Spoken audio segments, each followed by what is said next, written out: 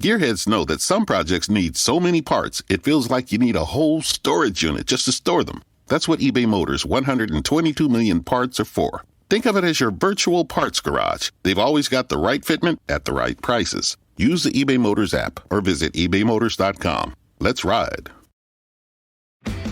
Shop Mattress Firm's year-end sale and put an end to junk sleep. Save up to $500 when you get a king bed for the price of a queen or queen for a twin. Plus, get a free adjustable base with qualifying Sealy purchase up to a $499 value.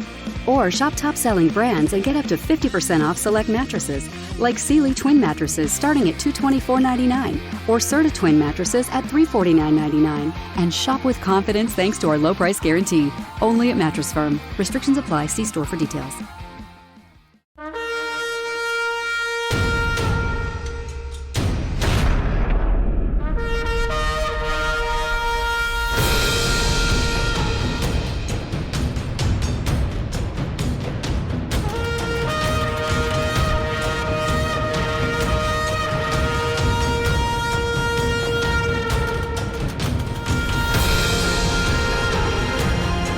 Hello and welcome to the very first AEW match guide, Golden Wombats. I'm your host, Sam Brown. Thank you for joining me tonight. And if you're joining me on the podcast feed, we've got something a little bit different for you this week. You probably read the title. It's my awards for the year of 2021, the AEW Golden Wombats.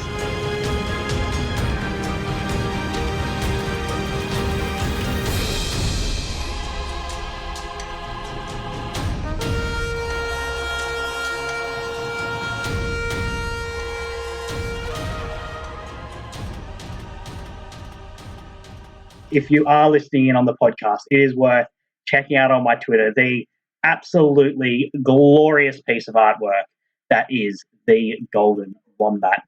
Now, I am live streaming this on YouTube. This could be a dicey proposition. This is the very first time I've live streamed something myself, and let's just say my computer's a bit of a beat-up old rig. This could go sideways very quickly, but I've been YouTubing and Googling about how to do these things all day long, the last 2 days, prepping, planning. Let's see what happens. And I bought a little bit of liquid courage with me. I have two of my favourite beers, Bloke in a Bar and Brick Lane, two great Aussie independent brews. I'm going to rip the scab off this one. Both of them are actually created and supporting podcasts. So Bloke in a Bar is a rugby league podcast. Great lager, really great lager. Get behind that one. It's a rugby league podcast, and they support themselves by selling beers. They don't do ads, they sell beers, and it's going great guns. It's a great beer. Get behind them. Brick Lane, they support my favourite cricket podcast. So really two great independent alcohol manufacturers, beer manufacturers, and I've also got some more liquid courage, some whiskey, some Eagle Rare. So Eagle Rare, which is kind of the upgraded version of Buffalo Trace, which is my favorite bourbon. Getting to know a little bit more about me today, apparently. Yeah, look, I really appreciate anyone who is jumping in the live chat. We're going to have a fun night. It's going to be a chill night. We've got a lot of fun awards and also some serious awards to go through. Of course, as I've been advertising on Twitter, we've got the absolutely glorious, the illustrious Nut Trucker of the Year, the Goober of the Year, the Wet Fart of the Year, and of course, all of these other great things. Look, if you're in the live chat, I would love it if you could just tell me how everything sounds.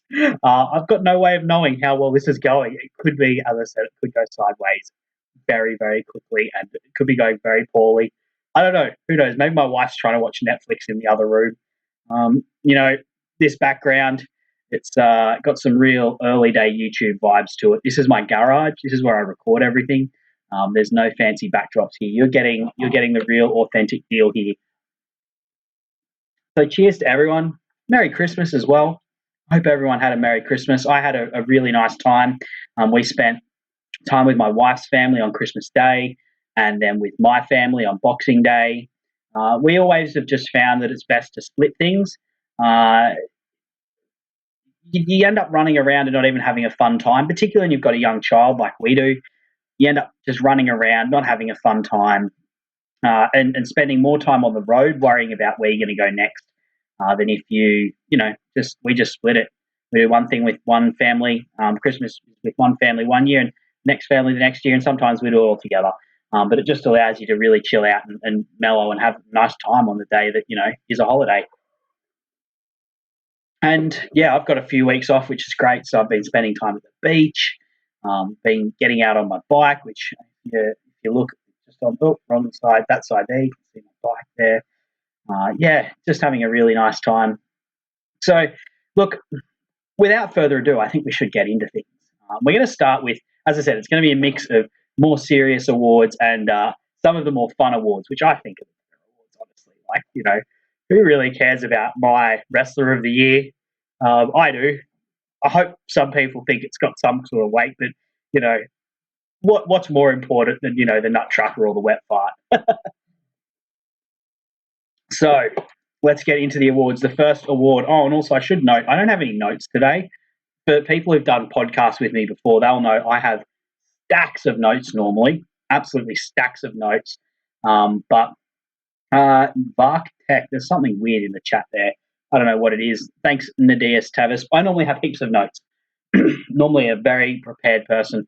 I've been spending all of my time, I would be creating notes, creating these slides and working out how to live stream. So I'm just going to be going from the top of my dome. So hopefully I'm not saying too many ums, ahs, the sorts of things I normally edit out of my podcast. And look, if you don't like the sound of me drinking, it's the Christmas thing. We'll be back to the normal. We'll be back to the normal thing next week on the podcast. And look, actually, I'm just going to go back, and before we get into it again, I want to thank everyone for the absolutely fantastic reception the AEW match guide has got. I was so blessed when I put together the original list, which you can still find on Wrestling Headlines, that people got behind it. People really got involved in it, and it was the kind of project that I want to do that brings in all sorts of different points of view, puts it out there, intelligent things, not just ignoring the trolls, focusing on the positive, the things that we love. And the original match guide was so well received, and I've just had a fantastic experience creating this podcast as well. To the people who I've promised I'll have on the podcast, I will. I promise I'll have you. Currently, my matches that I've pre-recorded up to stretch to March. So I've pre-recorded a lot, and it's all really exciting stuff, but I've got to give it I can't just keep pre-recording it, before you know it, we'll be recording for 2023, and it still won't even be 2022. But look, I just really appreciate all of the positive vibes I've been getting. If you're out there, please rate and review it. I know Spotify recently released a ratings thing. It would be awesome if you could give it 5 stars there. iTunes, whatever you use, give it a 5 stars. Talk about it on social media. It's got a great response on Twitter. I know we had Dax Harwood shouted out, which was mind-blowing stuff, like not something you expect to have. Shout outs to Floyd, actually, who sort of brought that to his attention from the All About All Elite podcast on the Social Suplex. But yeah, look, from the bottom of my heart, thank you so much. I do this because I love to discuss matches. I love to deep dive. I love to focus on the positive. And that's what this podcast is doing. And if you love that too, that just makes me so happy. So thank you to everyone who listens and supports this podcast. But let's get into the awards. Let's get into it. It's Rookie of the Year. So the way I'm going to do this, I've got some nominees in most of the categories. I've got 5 nominees, and then I've got an ultimate winner. So the 5 nominees, we've got Jade Cargill, who blew onto the scene. Her first match was this year in the multi-man tag with Shaq and Red Velvet and Cody. Shout outs to Floyd. I told you Cody's would sort of be tangentially into all these things. He's saying that Cody should win all the good awards. Probably not going to happen, but Cody's involved in some of these things. But yeah, Jade Cargill, and what a year she's had. They have built her to be an absolute attraction in the women's division, and she is a unique looking individual. She carries herself so well. Really a fantastic addition to the promotion, and had a fantastic rookie year. Lee Moriarty. Now, just so people know, there's a category later I'm going to call Debutant. Some of these people have wrestled before this year. I'm going to say, like, these are the unknowns, the people who've come to AEW as unknowns, and they've had their first match this year. Lee Moriarty, in-ring technician, been fantastic. Lots of great work on Dark, and has just started to sort of show up on the main programs as well. You know, all reviews for him have been fantastic.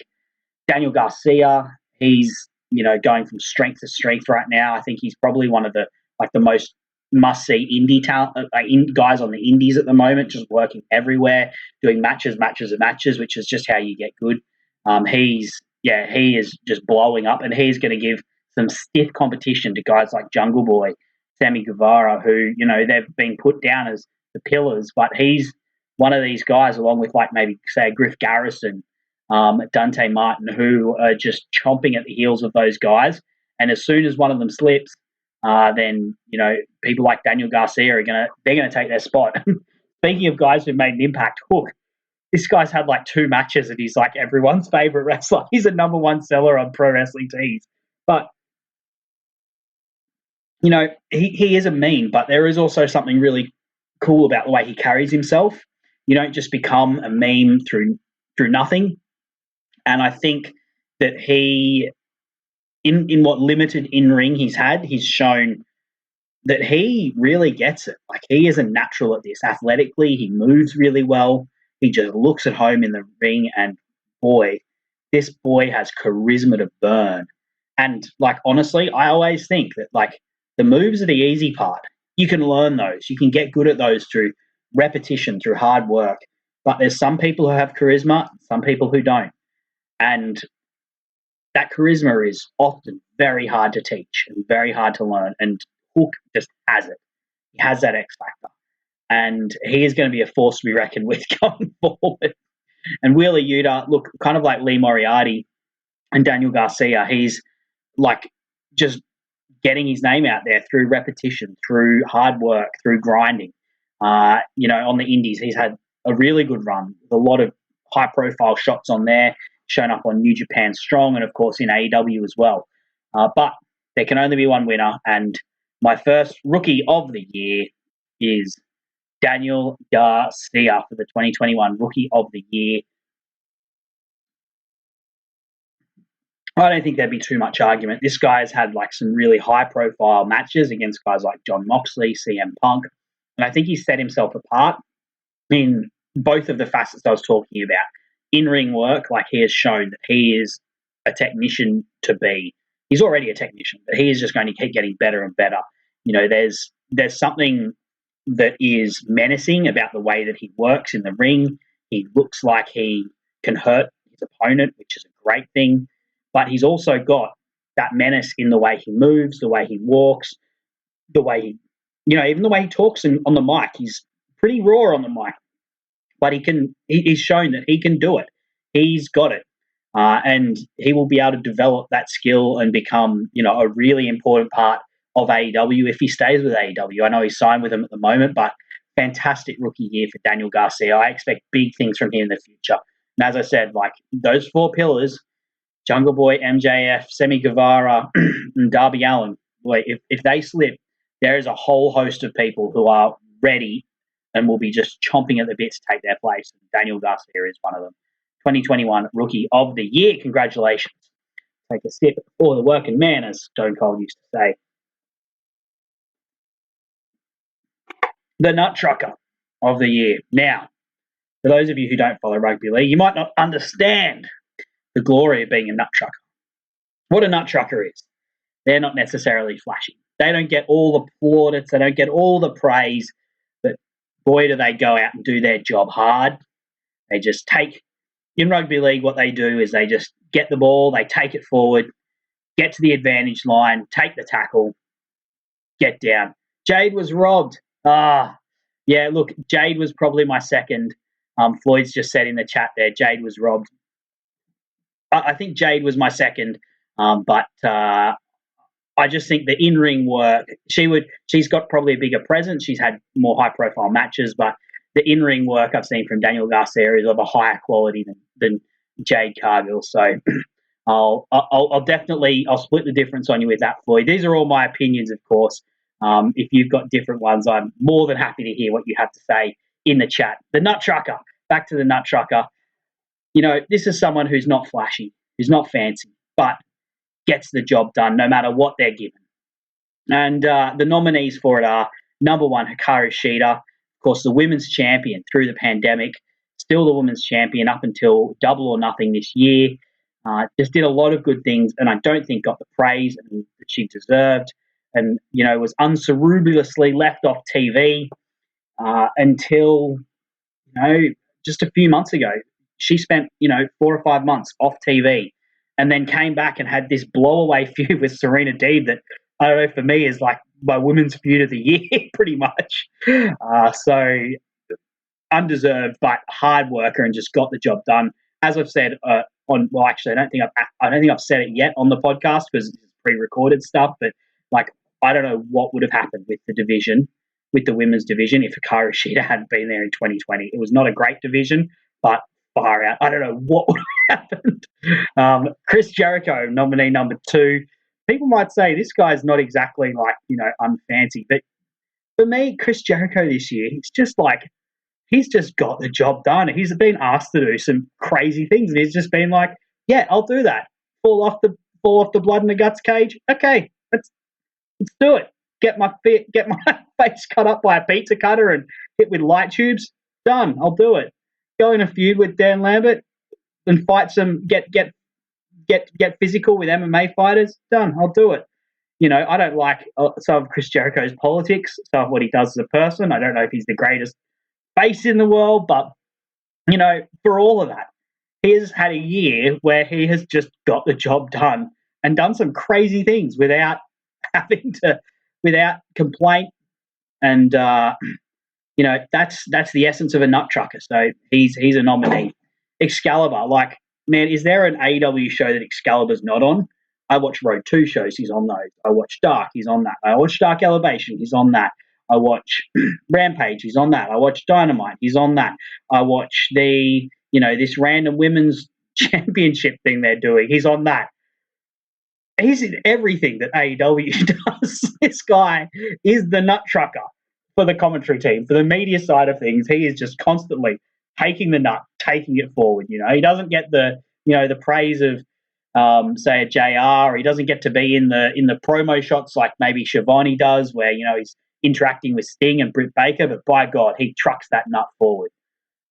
So he's a worthy nominee. QT Marshall, likewise. You're going to be in a program being champed by Cody.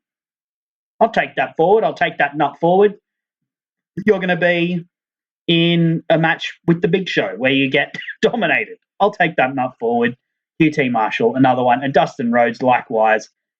This guy is just so solid in the ring, behind the scenes, constantly training other people. Did Cody went to a table? Look, Cody is not a nut trucker, Floyd. Cody is anything but a nut trucker. Everything is about Cody for Cody, and that's a good thing. Sometimes you don't want Cody to be a nut trucker. Cody is not a nut trucker. Dustin is, though. Dustin is a nut trucker. Receives a little bit of praise, but he is not a glory hound. He is a nut trucker. But my nut trucker of the year, and I think this is one I will fight anyone about. Hikaru Shida. Man, swig for Hikaru Shida.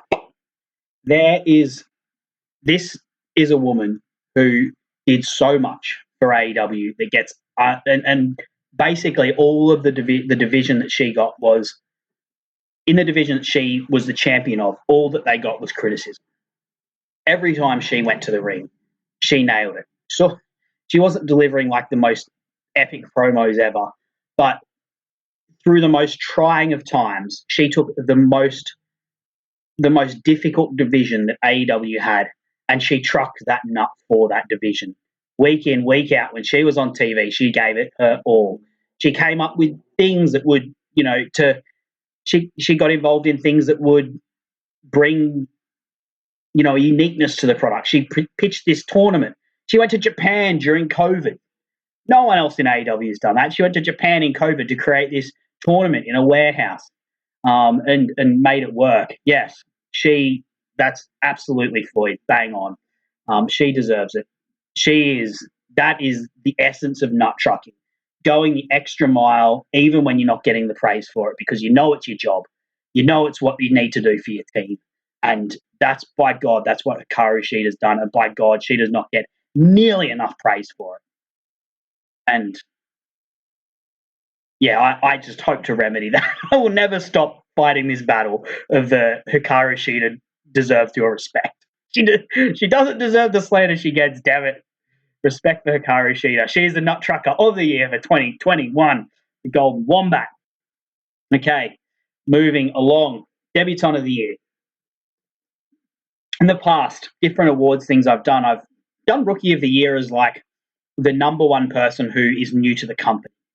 But I don't think you can do that. Like, because you can't compare rookies like Jade Cargill, like Daniel Garcia, like Willie Uta, with people like CM Punk or Bryan Danielson. They're just completely different things. So here's my nominees for the Debutant of the Year. You know, an experienced, well-known name who's come to AEW and who has shown excellence in the time they've been here. So number one, Christian.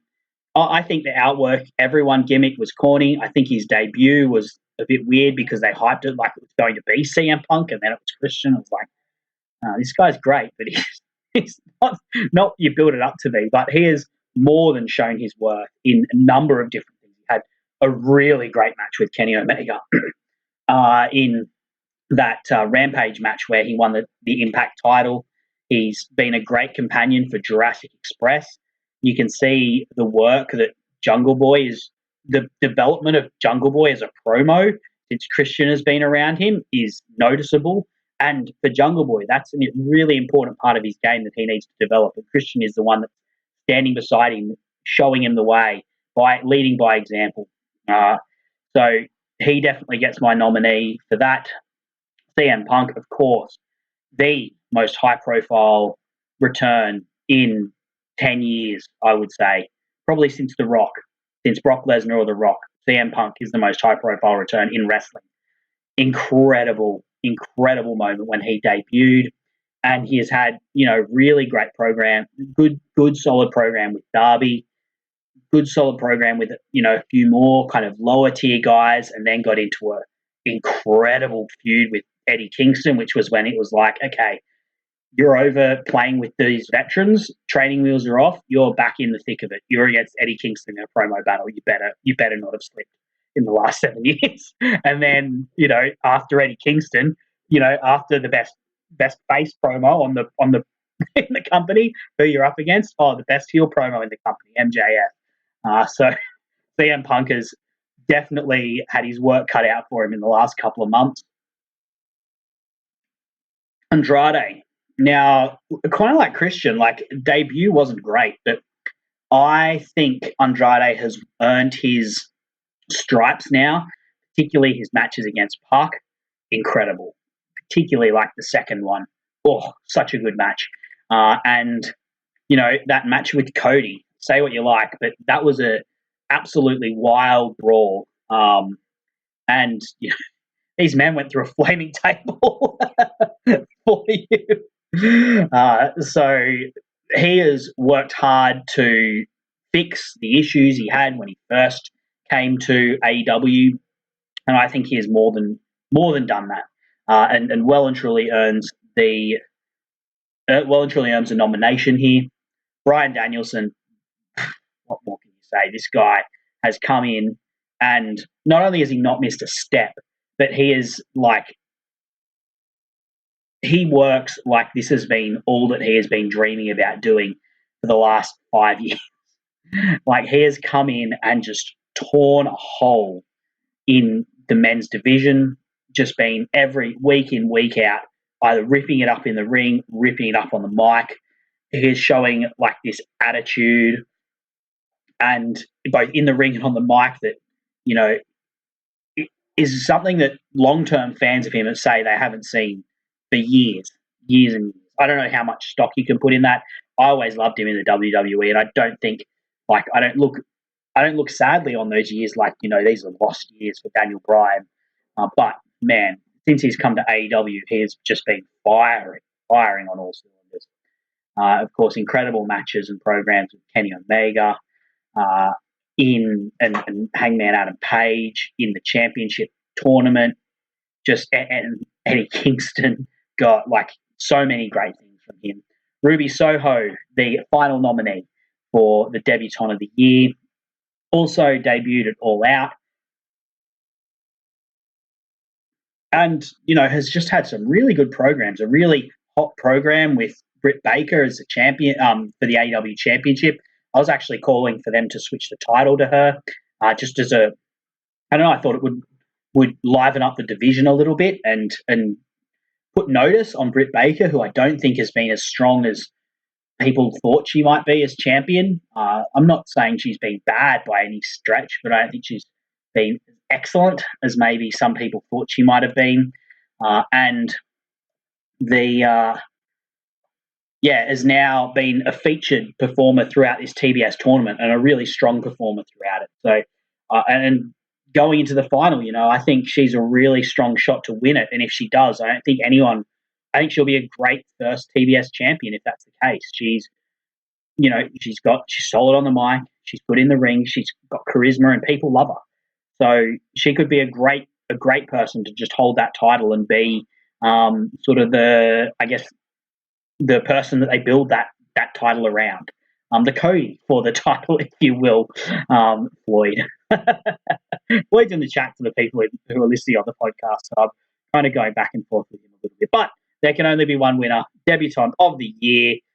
Could it be anyone else? Bryan, the American Dragon, Bryan Danielson. As I've said, this guy has been on absolute tear. As you'll see when I go through my matches of the year at the end, I have thought very highly of a number of the matches that he has had. Coming in, AEW has its plans, right? They're a company that particularly books the top of its division meticulously. This man has come in with such ferocity that he is just throwing spanner after spanner in those plans.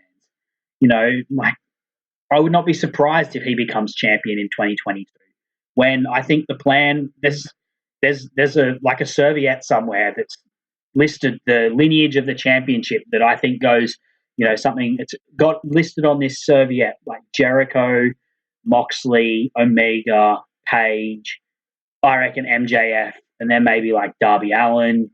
I reckon Bryan Danielson's going to throw a wrench in that, as probably some other performers have, given what I would like to see happen. But, man, this guy has come on just with ferocity like we haven't seen in a long time. Floyd says CM Punk did Bryan Danielson sell out the United Center. No, he didn't. He sold out Arthur Ashe, which is the biggest stadium. Look, CM has had a great one, but I think the in-ring work, the output from Bryan Danielson has been what sets him apart from CM Punk.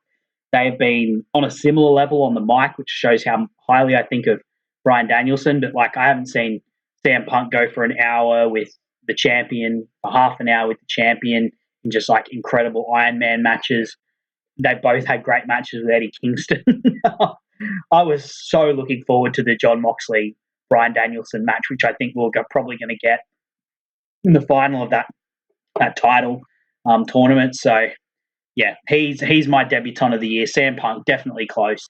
The one person I left out of my nominations that people might be questioning is Adam Cole. I just honestly don't think he has hit his straps yet. And I think that's intentional.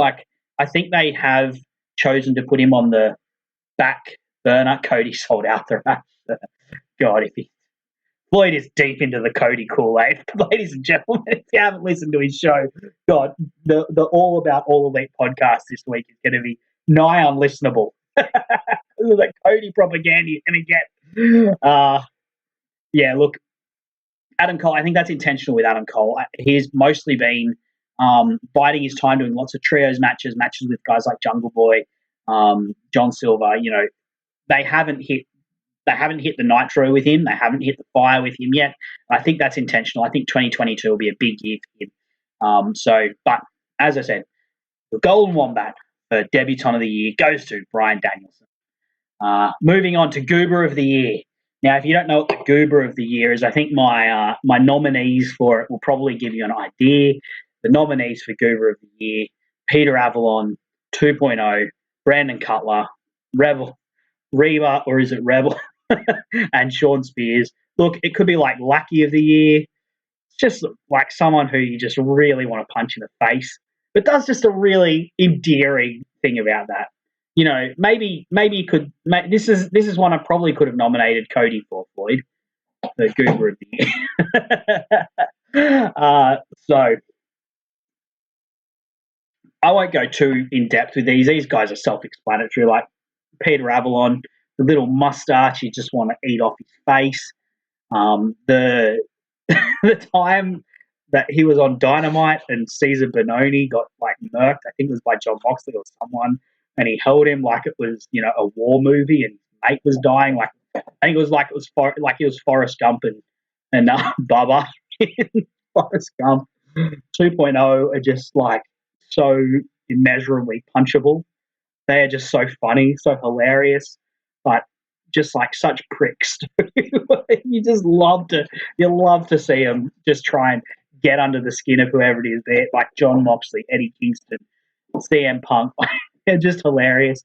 Brandon Cutler, man, Brandon Cutler has gone from the most heartwarming, like try hard on Dark, but you just willing to win one match and you just want him to succeed so much because he tries so hard and he's such a great guy, to like this just such an insufferable dude with this spray, and he's wearing this tracksuit and he's got this face mask on, and you just cannot wait for a face to just grab him and lariat his head off or tackle him or put him in a submission move or knee him in the face, whatever they can, just to see him get hit. And then when he gets hit, he sells it. Oh, man, he sells it like he's a ragdoll.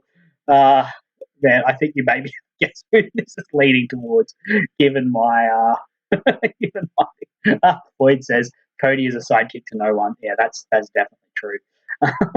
Reva/Rebel, she is just like the comedic sidekick to Britt in such a great way. You know, like, and particularly now they've got Jamie Hayter, who is just this like really serious ass kicker, whereas Rebel is just so weak. But you know, she's just always there for her girl because she knows that's her meal ticket, and you know, just always in the right spot. She's almost the Nut Trucker in terms of Goober. She's like the Goober Nut Trucker of the Year. She's just always in the right spot for Britt. Nothing is too embarrassing for her to pull off. Nothing is too demeaning for her to do. And she's just a fantastic part of that act. And then Sean Spears, my fifth, is particularly in his most recent roles, the accountability buddy to Wardlow. It's just so hilarious. But look, I think you can probably guess where this is going based on how I've talked about the nominees. It's got to be Brandon Cutler. This is undisputed. Like, Brandon Cutler is so hilarious as the sidekick of the Elite. Just such a beatable man. I can't even. I'm losing my words thinking about how to describe it. But every time he is on the screen, he is just completely hilarious. Actually, you know what? This is the highlight of the year when they had that tag match with the Dark Order, and you thought he was the Marshmallow Man, and then he comes out as a horse, and they pull the lid off, and it's him, and he's like, and he's being gagged, and then. Of course, Hangman Page does his reveal, but just the comedic genius of this man. He is such an underrated and such a great addition to the Elite's act. There's just these completely insufferable pricks. And he's just this try-hard wannabe sidekick for them. You know, fantastic. And what a character arc as well. So the Golden Wombat for Guru of the Year, it's got to go to Brandon Cutler. And we're moving on to promo of the year. Give me a moment. I'm just going to refresh my beverage. This is where Floyd's probably going to tune out on me once he sees who the nominees are. Sorry, Floyd. Cody saying he will not turn did not make promo of the year.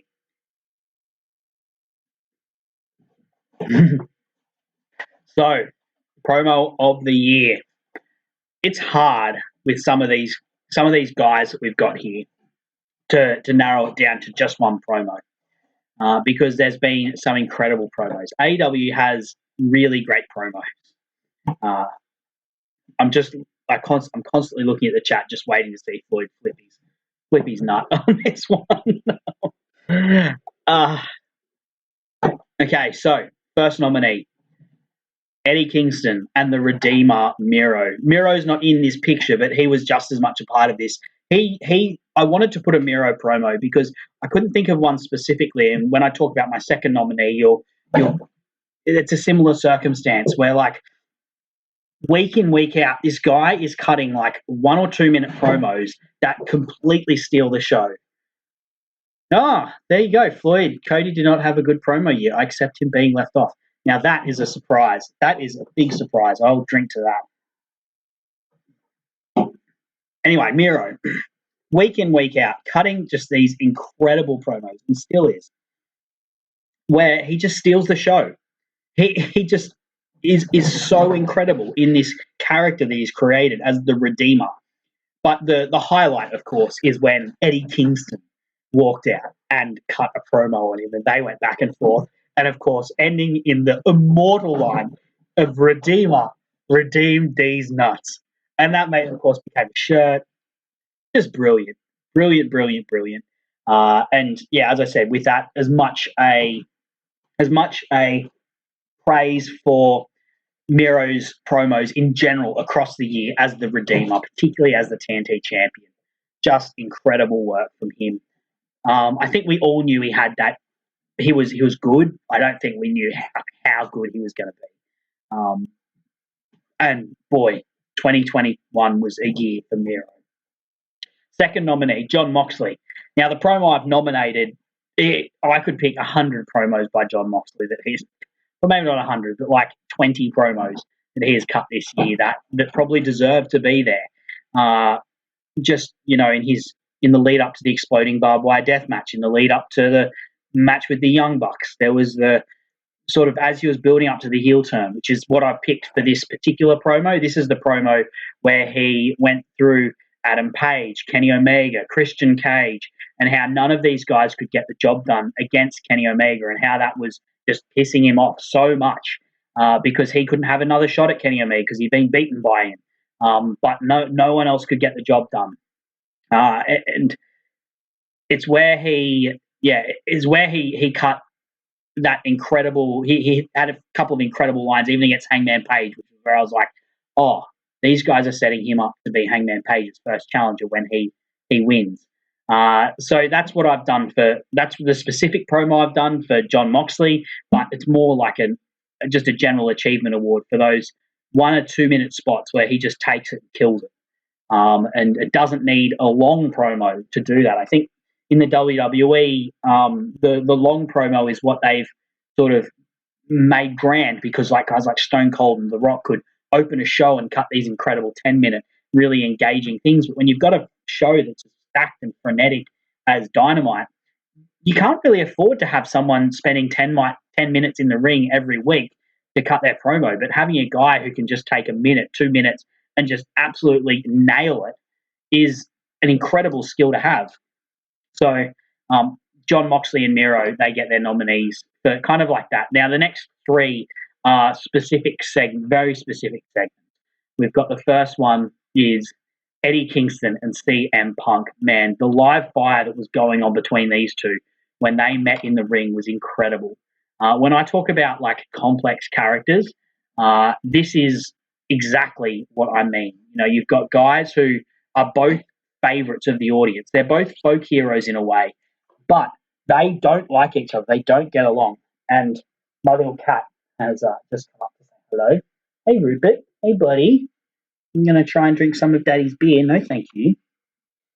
There you go. You can go down there. What was I saying? Yeah, incredibly complex. These two guys just don't like each other, but they they're still beloved by both are beloved by the audience, and they're just hashing out their issues, and they still haven't solved it, even after these promo battles and these matches. But they're just incredibly captivating TV and lines where when they drop, you're just like, whoa, I cannot believe they've allowed themselves to say that on live TV.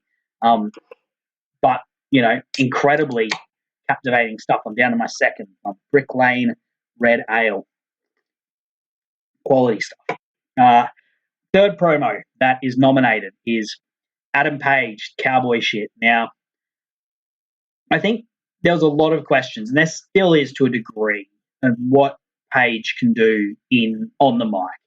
Is he that kind of champion on the mic? And I don't think he's going to ever be, like a John Moxley, like a John Moxley, like a Chris Jericho, even like a Kenny Omega to an extent. He's a guy who is going to have his words, his work do the talking more than his words. But when he did this promo about how he fought so hard, even when coming back from like incredible odds that he didn't think he could get back from, how fighting through self-doubt, how leaving to be a father when he was on the best run of his career and putting at risk his position as like the next anointed one, how that was cowboy shit and how that was what he wanted to stand for. I think that answered a lot of questions that people had for him, and it inspired a lot of people as well. I know for me, I've told a few people when they've done that, when they've done things like, that's cowboy shit, what you're doing right there. And it's a very positive thing. Real positive masculinity on display, and real heart and real fire from a guy who I think has captured the imagination of certain people. Not everyone digs him, but a lot of AEW fans really sympathize and really engage with Adam Page, and that was on full display in this promo, which is his best promo to date by far. And then the final one, the final segment that gets promo of the year nomination is MJF and CM Punk, much like the Eddie Kingston and CM Punk thing. This was such a jaw-droppingly engaging display. This was the WWE, let's have 10 minutes in the ring, but this was, like you had the best people they've ever had on the mic, just going back and forth, just emptying the chamber and leaving you thinking, oh, man, they can't go any further than what they have, and then doing so and cutting harder and deeper into each other and to who each other are, to who each of them are. Like the CM Punk's lines about Britt Baker, then getting MJF, turning them into like something about CM Punk and his character and his relationship with his wife. Just like incredibly, this is like right on the line of what is acceptable and what is not acceptable. But two just incredibly engaging and charismatic figures, blurring those lines between reality and fiction, or reality and kayfabe. Just really incredibly engaging stuff. I think it went for 20 minutes. This is by far the longest promo segment AEW have ever done. They won't do a lot of them like this, but it was just a tour de force for what these two guys can have. But there can only be one winner. And for me, it is Eddie Kingston and CM Punk. This is really close. MJF and CM Punk is really close to winning this one. But for me, I connect a lot with Eddie Kingston.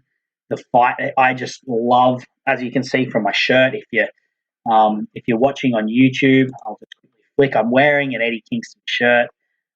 This is a guy who's just captivated me. And as I said, these golden wombats, they're just about my opinion. And this was so interesting because it had two men who are both really flawed. And they're beloved for their flaws, and they wear their flaws on their sleeve. They don't try and cover them up or hide them, but it was each of them going directly at the other one's flaw and really nailing them for it, and really talking about like why that is not a good thing. And for me, that is just such compelling conflict for wrestling. Like Eddie Kingston, he is an emotional guy who wears his heart on his sleeve, but that has meant that he has rubbed people the wrong way in the past. And CM Punk is a guy who is a perfectionist, who is prickly, and who doesn't necessarily go out of his ways to ingratiate himself to people. And he's beloved because he's excellent, and he's beloved because of what he stands for. But both of these men are both very flawed in some ways, and they had that on full display in these segments, and created just like such an emotive, such a combustible environment, such a charged environment of aggression. Like these two were getting in each other's face, and it led to like an incredible match as well, which is ultimately what a great promo is about, right? Like a great promo is about building up a great match. So that's what this did in such an incredible way. So it wins my promo of the year. Boy, I am losing my voice. Now we move to the wet fart of the year. Boyd, I'm sorry. This is the one that Cody was mostly nominated for. Look, I'm taking no prisoners on this one. The wet fart of the year, it's self-explanatory. It is the thing was meant to be something. It was meant to be like a little fart, or it was meant to be something better. It wasn't meant to be anything, but it turned out to be an absolute disaster. And there was a few of them this year in AEW, and we could laugh about them because like this promotion isn't perfect. The slander out there is sometimes blown way out of proportion, but it's worth it to acknowledge it and think about things in a humorous way. Okay, so like my first nominee, the face of the revolution, Cody Rhodes, is thinking, I'm going to have this great. There was a lot in this that was an homage to the very first Money in the Bank match. And in the very first Money in the Bank match, there's this great Chris Benoit spot where he gets taken out by Edge and his arm is just like dangling from a thread. And he goes to the back and then he comes out again and the crowd's just so behind him because he's this underdog who's just fighting from underneath and is injured, but he's still going out to fight because he wants to win. And even though the whole point is that you have to reach up, you have to climb a ladder and reach up, but his arm's not working. So he can't even properly do that. But he's still going to, because he's a Wolverine, he's so fierce, he's going to fight through that and the crowd love it. Cody tried to do that and the crowd booed him. Man, it was so obvious what was happening as well. Like, in theory, this was a cool idea. Like, this beloved face, he gets taken out, viciously taken out by new guy, Ethan Page. But, he gets taken to the back and he fights through the pain and he pushes aside his advisors who are like, no, you've got to fight another day. And he's like, no, I'm going to go and grab that brass ring. But because it's Cody Rhodes, people just booed him because, he's already, like, he's an EVP of the promotion. He doesn't need the brass ring. He's one of the people that holds the brass ring for people to grab. Like, this is not a man who, and considering the people he was against, like, he's above all the people he's against because he is a star, and none of the other ones in this ladder match are like a star on Cody's level. So this is the first wet fight of the year. The second one, and look, this is one that is near and dear to my heart. And it's actually a match we're going to cover on the AEW Match Guide in a few weeks. The explosion that wasn't. This exploding barbed wire death match, right? Like, this is set up to be the most dangerous, death-defying thing that anyone has done in AEW, in American wrestling, for years, for decades.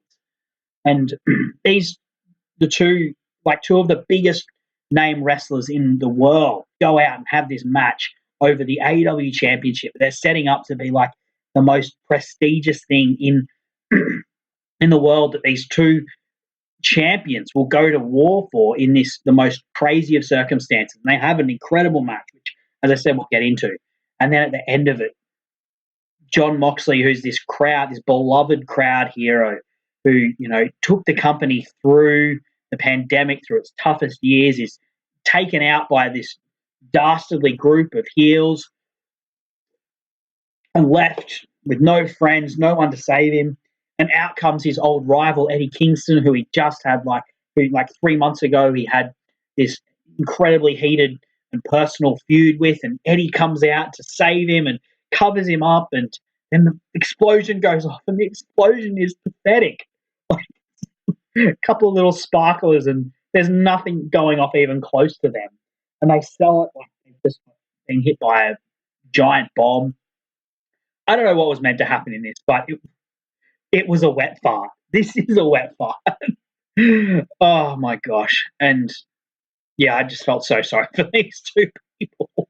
For Eddie Kingston and Jon Moxley in there. And if you read the chapter about it in Jon Moxley's book, he is just furious with what's happening. And rightly so. Like, him and Kenny Omega deserve better than this. And I'm one of the people that hope they do another one of these matches, but do it properly. I don't know if it's going to be Omega and Moxley. Omega and Moxley might be the two craziest people. Maybe Darby Allin, who would probably want to get to do it, but I don't know who else they're going to be able to get into there, into one of those rings. But this was a wet fart. Nomination 3, the Suzuki incident. Like, come on, mate. Like, sometimes this was such an own goal, such a stupid own goal. Minoru Suzuki's got this incredible entrance that everyone loves to sing along to, and you cut it. I mean, like, come on. It wasn't like this, it got sold online like it was like this international diplomatic incident, and, the New Japan was going to pull its diplomats from the AEW nation or something like that. It was nothing like that, but it's just like such a ridiculous own goal. Like, if you're worried about the time, somehow edit the song down and just get to Kaze ni Nare earlier. Excuse me. Having these beers is like wearing on me, guys. I don't really drink this much. But for you guys, for Christmas, I'm going to. I haven't had a live reaction from Floyd yet for seeing this. The wet fight of the year, nomination 4, the blood and guts ending. This is so like the exploding barbed wire death match, in that, this incredibly high stakes match that they've been building up to, this moment to like create a star, sell an incredible story beat that's completely undercut by the execution. They had like a number of camera angles they could have used, which would have been incredible, but instead they used one that like reveals this crash mat and reveals that these pieces of like metal or wood are actually just pieces of cardboard. Like, I don't mind them having a crash mat, as I said in the blood and guts thing. Like, this is something that they've done all the time. Like, Mick Foley is the only guy who's taken like an unprotected roll off the Hell in a Cell cage. Every other one of those has been padded, or the big things with Jeff Hardy jumping off things. He just lands on a crash pad, and they use camera angles to make it look like he lands on the person, and then they shuffle along to make him look like he's on top of the wrestler. Cody should definitely not win. It was at Revolution, and the explosion was so much fun. Trust me, Floyd. Cody's a nominee. He's not going to win this. This one's pretty obvious. The fifth nominee, the weigh-in. This was just a disaster. The weigh-in for the Go-Go match. It was already a disaster from Cody's like ridiculous promo about like America and racism, and I don't want to get into all that. As an Aussie, like, I'm going to keep my fingers out of that. I think if you go back in my Twitter timeline, I've got some choice words for it. But this weigh-in, like, even removed from that, like, the weird reaction Cody was starting to get, they're, like, doing this weigh-in, and for some reason the Big Show is meant to be doing the scales, and he's really fixated on getting it right. Like, this is pro wrestling. You don't actually have to weigh them properly. You just fiddle with the scales, make it look, and say something.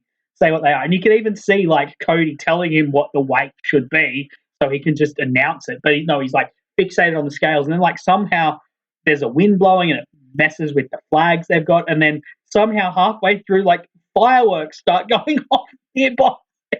So the crowd's completely distracted. The performers are distracted. This was a wet fart, and hilariously so. But there can only be one only one winner, and far out. Like, oh man, like I'm wearing an Eddie Kingston shirt. John Moxley is my favorite ever wrestler. Kenny Omega is one of my favorite wrestlers. I love this match. We're going to cover it on the wrestling on the podcast in a few weeks' time. I love this match, but far out the ending. Oh my god! Like, it let everything down. The gravitas of this match was so let down, and the reason that this wins over, say, the Blood and Guts, over, say, like the Cody stuff I was talking about, or the Suzuki incident, is like, this is the main event of a pay-per-view. The ending for the main event of a pay-per-view for your championship. And this happens. Like, it's no understatement to say that this was, like, when we're talking wet farts, right? Like, we're talking where you think it's going to be a nice dry fart, you're just going to get away with it, and then a little bit of wet. This isn't just like a little bit of wet. This is like a full-blown pants full of diarrhea moment for AEW in terms of how much this is like letting down what should have happened. Like all the character beats I talked about. This incredible match that I love, I still love, even despite of the ending. Oh, I mean, they're just lucky that they had Eddie Kingston and John Moxley and Don Callis and Kenny Omega try and make something out of this. Because if it had been any lesser wrestlers, man, this literally could have been career limiting stuff. But it does win one thing. It wins the Golden Wombat wet fart of the year for a pants full of diarrhea for this explosion that never happened at Revolution 2021. Moving along, thank goodness. And from here on, we're going to be focusing on, like, this is where the awards start to get a bit more serious. We're looking at the tag team of the year, the wrestlers of the year, and then, of course, the match of the year. Tag team of the year. We've got nominee one, the Young Bucks. Started the year as champions, had a number of great matches against Eddie and Mox and the Lucha Bros, and have sort of been doing things in the trios division since, in multi-man matches, the Dark Order and those Jurassic Express, those sorts of guys. Nominee 2, the Lucha Bros, of course, became champions. Both of them were in, like, interesting combinations with Eddie Kingston, and there was, like, Eddie Kingston and Pentagon versus the Bucks, and Ray Phoenix and Puck versus the Bucks at different points. But ultimately winning the championship in a steel cage match against the Bucks at All Out, and then going on to have feuds with FTR. Looks like they're heading to a feud with Jurassic Express. Different matches. I think I had a championship match with them Acclaimed as well. So lots of solid work throughout the year for them. FTR, like, these are the three most featured teams really in AEW. FTR, of course, they were part of the Blood and Guts match early on. They had a series against Proud and Powerful, who are my fourth nominees, and then went into a series against Lucha Bros. That's pretty much been their year. They became AAA champions this year as well. And it's just been very, very solid. Their series against Proud and Powerful was a bit snake-bit at different points. Floyd's cheering for FTR. This is my opinion, Floyd, and you can, on your show, you can have FTR if you want. Tips of the wise, probably not going to be FTR. But they've had a really good year. Like, they have had a really good year, and they're getting better and better as well. I think they're finding their place really well in the division. They're finding how their style fits with the AEW house style, and it's not something that they immediately sort of gelled with.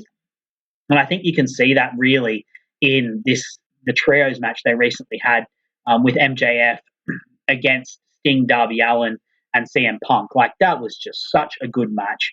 So solid, such great work. And, I think they are a really great featured player in the tag division, even when they're not champions. And I expect them to be champions at some point again down the line. Fourth nominee, Proud and Powerful. I think the first four they're like the four most heavily featured teams in AEW. Of course, you've got those guys are part of the Blood and Guts match, and then the series against FTR. They've been a bit quiet since then. They were part of the American Top Team series, of course. I think like these guys this year have really set themselves.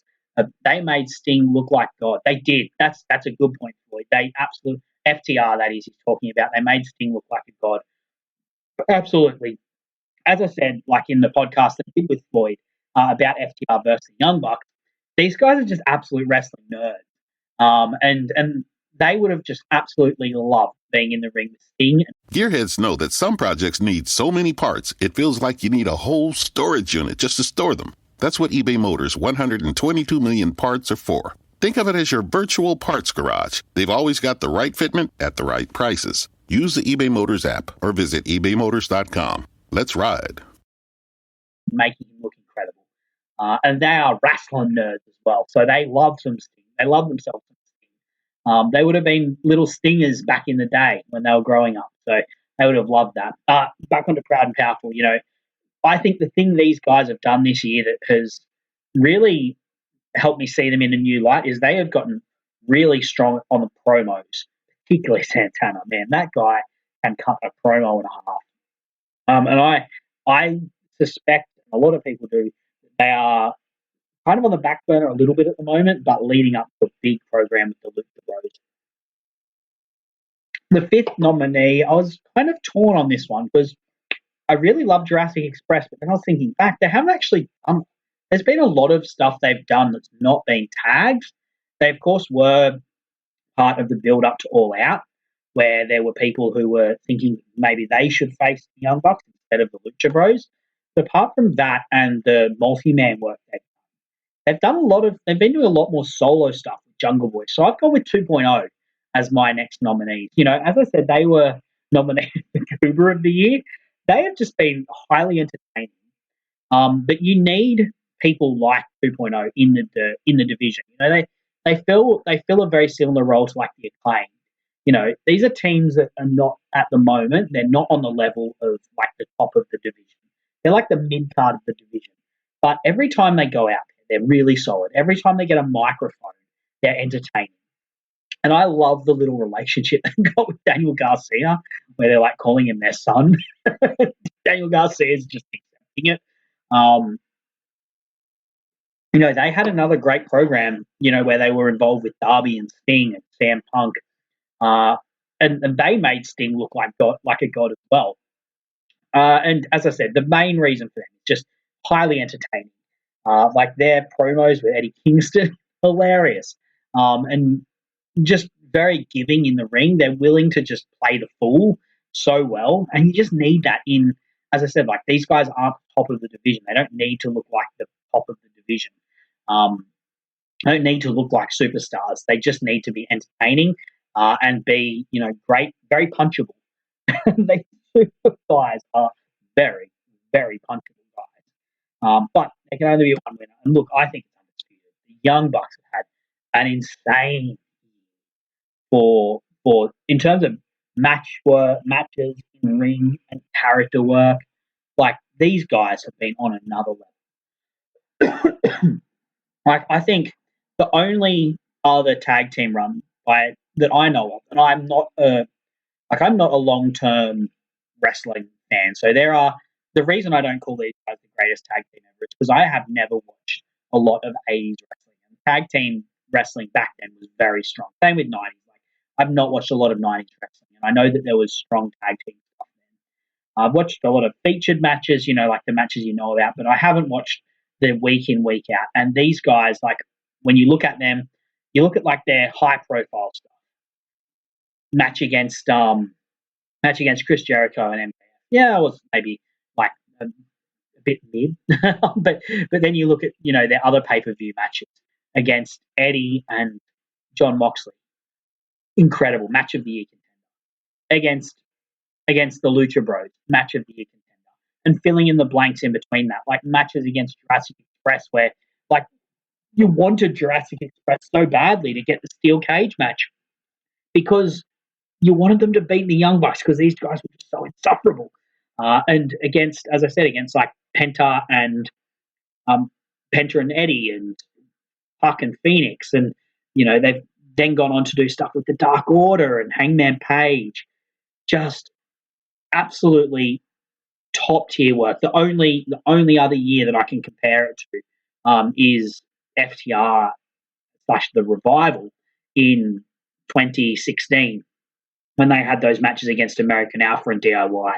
But like the thing that I've just loved about the Young Bucks is their character stuff. Like these are, I think, like for years, the people who've been saying these guys don't have psychology and they're just spot monkeys have been like well and truly out of date with their takes. But this year, it is just so evident. These guys are absolute character wrestlers as well.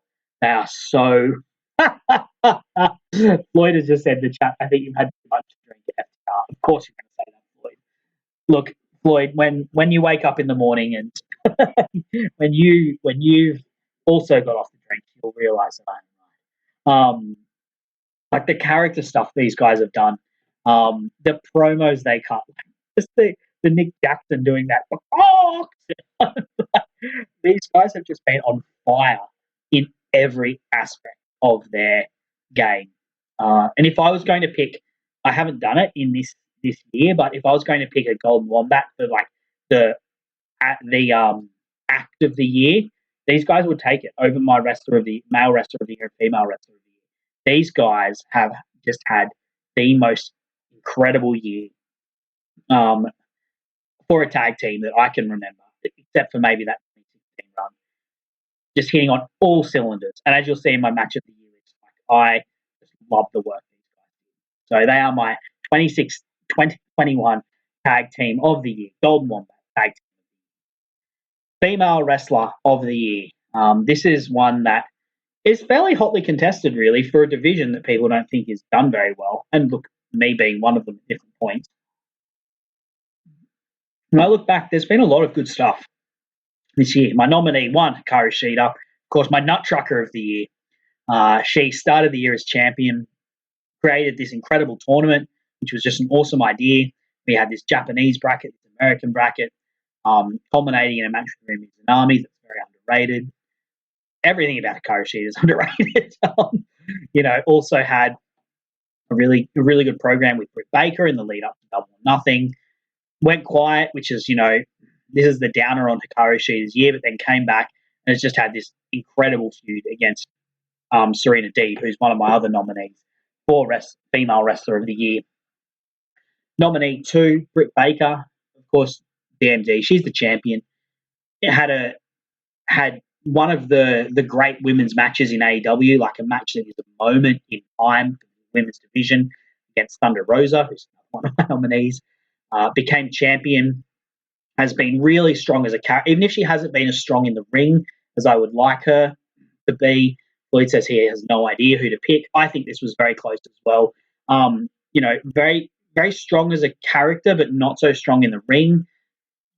Strong programs with like Ruby Soho, strong program with Tay Conti, but like nothing in the ring that really blew me away, except for that match with Thunder Rosa, of course.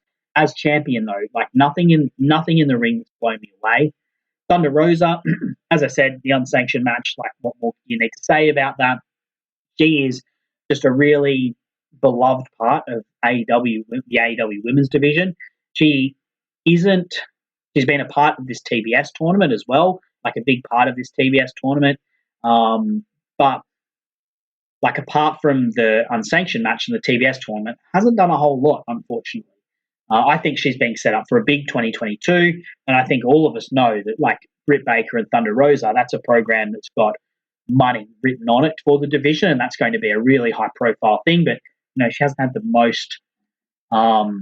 She's like Hikaru Shida. She's had a lot of quiet periods this year. Serena Deeb, 2 really great matches with Riho Serena Deeb, and then of course got injured, unfortunately, but then has come back and has just been on a tear with Hikaru Shida, like getting a side out of Shida that we hadn't seen before, and is just setting herself up, even though she's not a champion, like is setting herself up as a champ maker in the division. Like, this is a person you're going to send women to when you want to get them ready for a championship match, or you want to get them heated up, or even if you just want them to have some shine put on them and some finesse put into their in-ring work. I think she could be really good with, say, Tay Conti, who's still quite raw as an in-ring talent, or, even to go like maybe a bit further down, Layla Hirsch, Red Velvet, like these performers that AEW's got that have a lot of potential and have a bit of audience connection, but, are still finding their way a little bit. I think Serena Deeb is someone who can take them to school, literally as the professor of pro wrestling. And then my fifth nominee, Ruby Soho, as I said, for my Debutant of the Year nominee for her, like, came in it all out and really, really got a connection quickly with the audience, and has been a really strong presence in the division through her program with Britt Baker, through the TBS tournament, which I think the TBS tournament has been one of the best things to happen to the women's division, alongside probably even more, definitely even more so than the initial tournament that happened at the start of the year. But that sort of showed what could happen if you do put effort into making a tournament, and they've really shown that with the TBS, with how they've been able to book that and how strongly Ruby Soho has performed throughout that. So she's my fifth nominee. The outright winner, as Floyd said, this is a really tight one. My winner, I think for me, as I said, the Karu Shida slander is out of control. It's always been out of control. No, I think most people respect it, but I'll never stop beating the drum for her because I love her as a performer. But she was quiet for most of the year, and like you can't say that for the champion. Britt Baker and was strong but lacking in some points. That leads me to my winner, Serena Deeb, because everything she has done has just been so excellent. Even when she had an injury, so she was off TV for a while. But the program with Riho, which I believe is my next episode, with my mate Gareth from ELO Wrestling, and Pro Wrestling Musings. Like, the series with Riho is so good. And then this program with Hikaru Shida, I think it's the best program and long-term feud that we've had in the AEW Women's Division. Particularly in the way that is Deeb has been able to bring out a fire from Hikaru Shida that wasn't there before. And it was probably something that Hikaru Shida needed when she was champion, but didn't necessarily have. People loved her and respected her, and the audience got into this feud because they did like Hikaru Shida and they wanted well for her because they do know what she did. But Deeb has been the perfect foil for Shida in this aspect. And there's been different times where she's been sitting on the sideline, and you've just been waiting for her to get involved in other people's programs. So I'm looking forward to what they do with Deeb, and for just the outright excellence, even if it was on a limited scale, just the outright excellence in the programs with Riho and the program with Shida. She gets my wrestler of the year, and my female wrestler of the year. Let me know in the chat what you think of that and who you would have picked, because, man, I don't know. It's a real close one. It's a real close one, and there's no clear number one. All of them have, pros and all have cons. Which moves me to male wrestler of the year, another super close one. Sorry, Floyd, Cody's not nominated. So my nominees: Kenny Omega, the champion for most of the year, had a number of incredible matches, and like the Young Bucks, had some really great character work as well. Started the year in this really hot program with John Moxley. Actually started the year with a match against Phoenix, which I will be talking about in the match guide in a few weeks' time, probably 5 or 6 weeks' time actually. But really strong start to the year, and then that was when the Good Brothers showed up and they sort of reformed the Bullet Club, kind of. Makenta showed up, just busting down this forbidden door. Floyd saying, I probably would have went with DMD, but Serena is a great pick. Yeah, Floyd, it was really close. I definitely thought of DMD because she is the one that, has been the forefront of the division and the crowd love her. But in ring, I don't think she's got it done quite to the top level that D's been excellent. Anyway, on to the male wrestler of the year. Back to the male wrestler. Omega, yeah, as I said, has just been excellent in ring. And had these really hot programs. The one against Moxley. And then leading into Double or Nothing, like this program with Park and Orange Cassidy became something that you really wanted to see Orange Cassidy win because of how Omega was treating him. And the only weakness to his reign, I think, really, is that you kind of knew who was going to be where it was heading. You ultimately knew that Hangman was going to become the champion, which is I'm still not sure how I feel about that in terms of like, is it actually a detraction? You know, they laid out a really good story, and because it was such a strong story, you could see where it was headed. Not everything in wrestling needs to be a swerve or needs to be unpredictable. Sometimes it's good for the predictable but sensible and the path that makes sense to win. But yeah, look, great matches with, as I said, that barbed wire death match is fantastic. And I hope to do it justice when we talk about it on the match guide in a couple of weeks' time. The triple threat at Double or Nothing was really good. He had a great match with Jungle Boy as well. In the meantime, this incredible 5-man with Hangman Page. This match against Christian for the Impact title, which was good. And all off, I don't count these because it's AEW I'm talking about, but he's like having great matches in Impact as well and AAA. Then has this just like blow-away match with Bryan Danielson, 30-minute Iron Man that goes to Broadway. Incredible stuff. Doing it all with Vertigo as well. Just this guy is one of the great in-ring talents that we've ever seen, but at the same time, like the Young Bucks, just being a perfectly insufferable prick that you want to see lose. You just love getting behind the baby face that's against them. And that was shown in, like how the crowd got behind Orange Cassidy, how the crowd got behind Jungle Boy, how they, they got behind Christian a little bit, how they got behind Danielson, and how they massively got behind Adam Page, who is one of my nominees that I'll go into later. Nominee 2, Eddie Kingston. This is a guy who is like upset the apple cart. I said before, like AEW is a company that meticulously books itself, and this is a guy who wasn't meant to be part of AEW. He was someone who came in for one shot through strength of performance, willed himself to be on the roster, and has gone from strength to strength since. Had a really great match against the Young Bucks with John Moxley. Had, some really strong stuff against Miro, the Redeemer. Had incredible program with CM Punk and a great match with Bryan Danielson. And every time this man is on the screen, he is captivating in such an incredible way. And particularly had just a really incredible late surge in terms of being his case for being the champion, the male wrestler of the year. Bryan Danielson, man, talk about late surges. This guy came from nowhere, but week in, week out has just got it done in such an incredible way.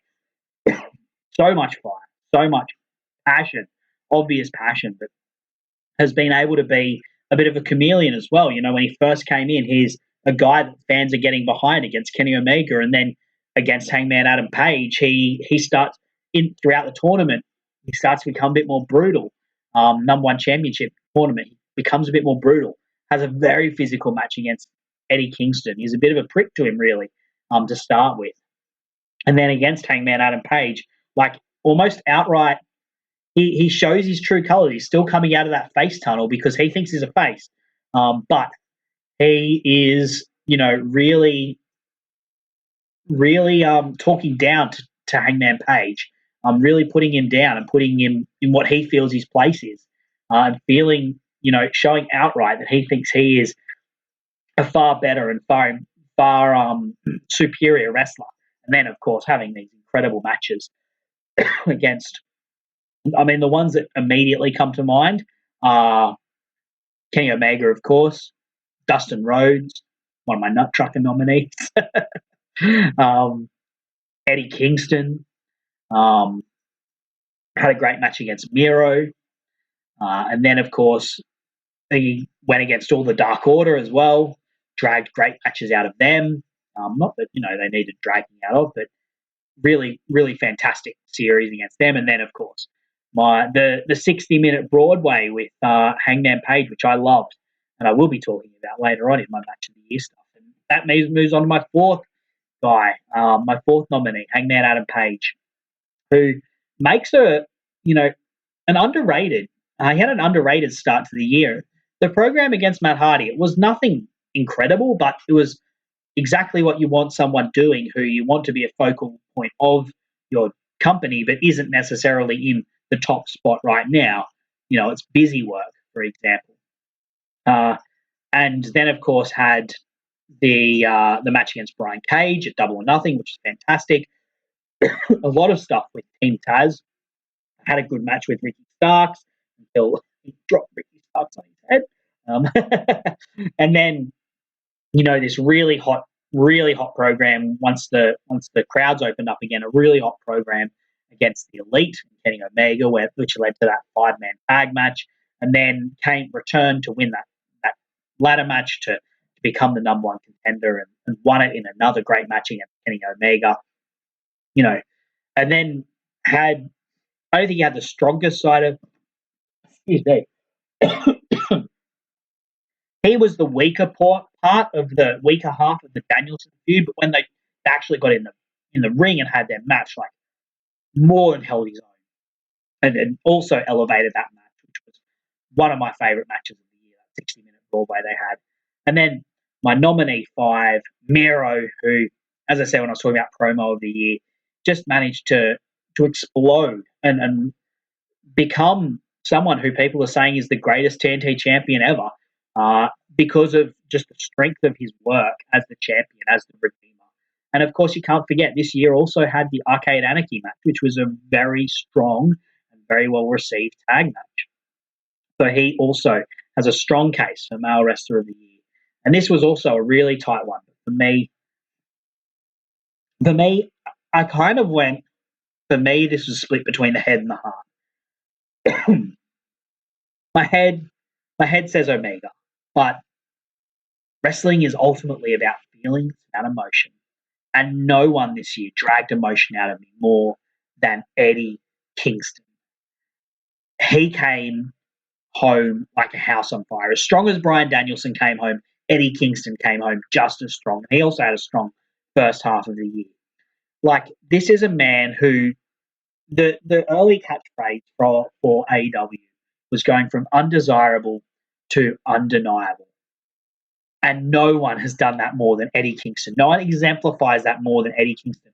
No one is the heart of AEW more than Eddie freaking Kingston. Like, this is a man who has engendered such a following, has become such a beloved figure, and has been involved in some of the most heated and most compelling feuds in the division, in the company. I'm talking the feud with that feud with the Young Bucks, which he had. He was involved in multiple tag team matches against the Young Bucks, and then the feud against Miro, where people so desperately wanted him to win the TNT Championship. He had that great promo battle with Miro, and then the match against.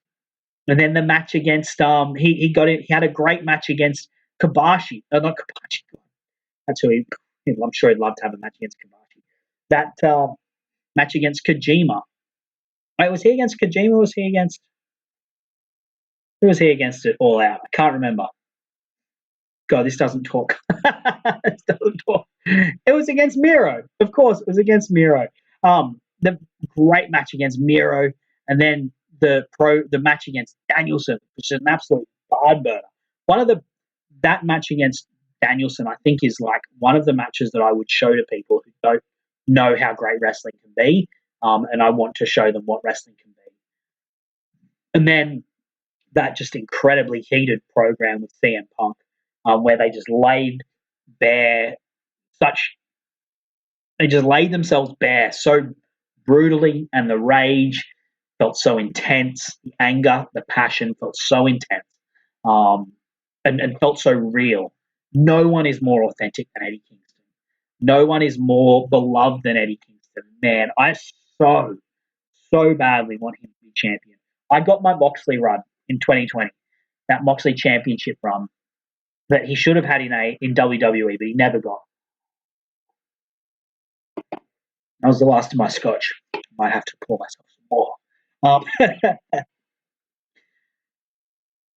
But in 2022, 2023, I so badly want Eddie Kingston to be the AEW champion or the TNT champion. Man, I'd settle for the TNT champion, but he should be a singles champion at some point because people love him so badly and get behind him so much. He could even just be a champion for one night and it would be fine because this is a man who could have been forgotten. And I'm stealing lines from my mate Mizvan. I've recorded a podcast about the match between him and Mox, the I Quit match. I'm stealing lines from him at this point. This is a man who people thought, long-term fans of him thought that he would be lost. That this would be a talent that one day people would look back on and would wonder whatever happened. How did this guy not become a bigger star? But he has become a bigger star. And he has become undeniable, I think, as a singles wrestler. And he has done that in 2021. So for me, he is my male wrestler of the year. 2021, the Golden Wombat. He is a bit of a wombat as well. If you know anything about wombats, you'll know why Eddie Kingston is the Golden Wombat for 2021. And that brings me to my countdown for the matches of the year. Now, I'm going to do this a little bit differently. Instead of having 5 nominees, I've gone with the honourable mentions and a top 10, which I'll count down. I'll talk about a little bit about each match. Based on who I've been nominating, you'll probably get an idea. But in the chat, because it'll be a little while before I get to it, maybe in the chat, tell me what you think my number 1 match is going to be. What do you think is going to be my top match of the year for the match of the year for 2021, for the Golden Wombats? What do you think it's going to be? And what's your favourite match of the year? So let's go to it. Firstly, my honourable mentions. I've got Miro versus Eddie Kingston. As I said, I just love this program. The crowd was so on Eddie's side, and Eddie did such a cool job of creating this flaw and identifying this flaw and this chink in Miro's armor and trying to exploit it, but then ultimately not being able to get there. Heartbreaking stuff that he had to give up.